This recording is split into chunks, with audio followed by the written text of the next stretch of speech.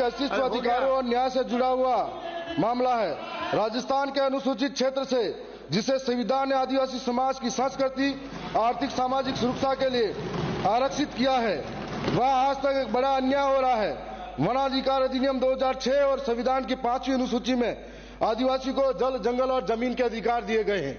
ये वो आदिवासी हैं जो जंगलों में रहते हैं, अपने पुरखों की विरासत को बचा के रखते हैं और आज तक उनके साथ में रहते आए हुए, पेड़ों को पूजते हैं, पर्वतों को भगवान मानते हैं। ऐसे में उन आदिवासियों के साथ में सबसे बड़ा संवैधानिक धोखा हो रहा है। खनन के नाम पर गैर आदिवासी को और गैर सरकारी संस्थाओं को वहां पर पट्टे दिए जाते हैं।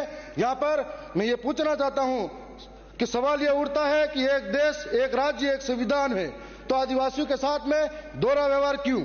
जब खनन कंपनी को जंगल की भूमि देने की अनुमति दी जा सकती है, तो आदिवासियों को वनाधिकार के पट्टे क्यों नहीं दिए जा सकते? जब गैर आदिवासी पूंजीपति को खनिज दोहन की छूट दी जा सकती है, तो वनों के असली रक्षक आदिवासी को जंगल से बाहर क्यों निकाला जाता है? मैं ये कहना चाहूंगा कि हाल ही में कई ऐसी कंपनियां हैं जिनको, जैसे अडानी ग्रुप के नाम पर जो सोने की खाने निकली जाएगी, मेरे विधानसभा के अंदर राटेड़ी, डगोचा, अमलुआ ऐसे गांव हैं जहां पर सोने की खान के नाम पर अवाप्त करने की बात चल रही है। दूसरी ओर बांसवाड़ा के अंदर पावर प्लांट के नाम पर जमीन छीनने की बात की जा रही है। आखिर हमारे आदिवासियों के साथ में ऐसा द्वेषतापूर्ण अन्याय क्यों? एक पेड़ मां के नाम, दूसरी ओर आदिवासियों के जंगल अडानी वेदांता ग्रुप के नाम। अनुसूचित क्षेत्र में आदिवासियों के वनाधिकार पट्टों को त्वरित वितरण किया जाए, ये हम आपको कहना चाहेंगे।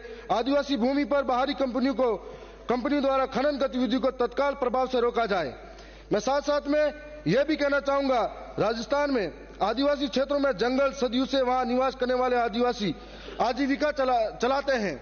उनकी संस्कृति, परंपराओं और अभिन्न है, परंतु वन भूमि के प्रशासनिक नियंत्रण और बाहरी दखलंदाजी के कारण यह जंगल धीरे धीरे कमजोर होते जा रहे हैं।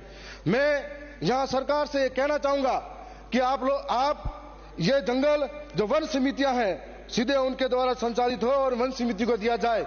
और आप यदि 10 साल के लिए वन समिति के नाम पर इन आदिवासियों को अगर जंगल की सुरक्षा देते हो, हम गारंटी लेते हैं कि 10 साल के अंदर सारे जंगलों को हरा भरा कर देंगे।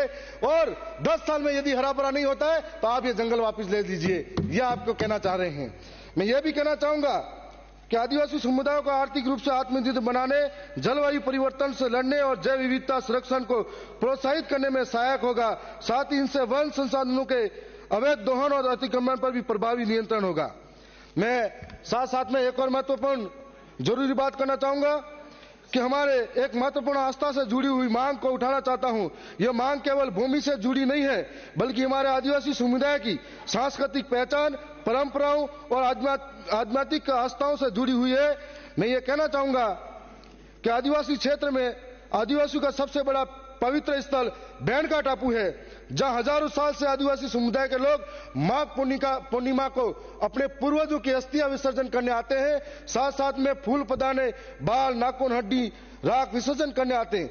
वहां पर आदिवासियों के नाम पर सब कुछ नहीं है, वहां पर अन्य लोगों के नाम पर जमीनें दी जाती है, जमीनें अलर्ट कर दी जाती हैं। तो आदिवासी आस्था के साथ में बड़ा गहरी चोट है।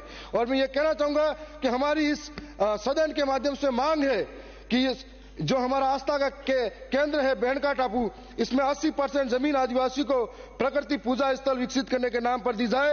मैं यह भी कहना चाहूंगा कि इस भूमि पर आदिवासियों की धार्मिक मान्यता के अनुसार सांस्कृतिक केंद्र, पूजा स्थल, पारंपरिक वन संरक्षण क्षेत्र और सामाजिक अनुष्ठानों के लिए स्थान विकसित किया जाए।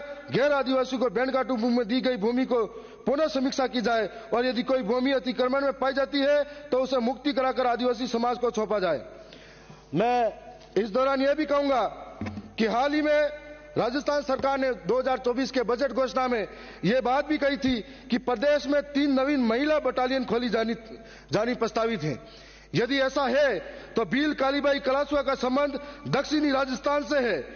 दक्षिणी राजस्थान की कानून व्यवस्था को मद्देनजर रखते हुए आपसे विशेष अनुरोध है कि भील, कालीबाई, कलासुआ का नाम से दक्षिणी राजस्थान में बटालियन खोली जाए, जिसमें अनुशासन बढ़ेगा, कानून व्यवस्था बढ़ेगी।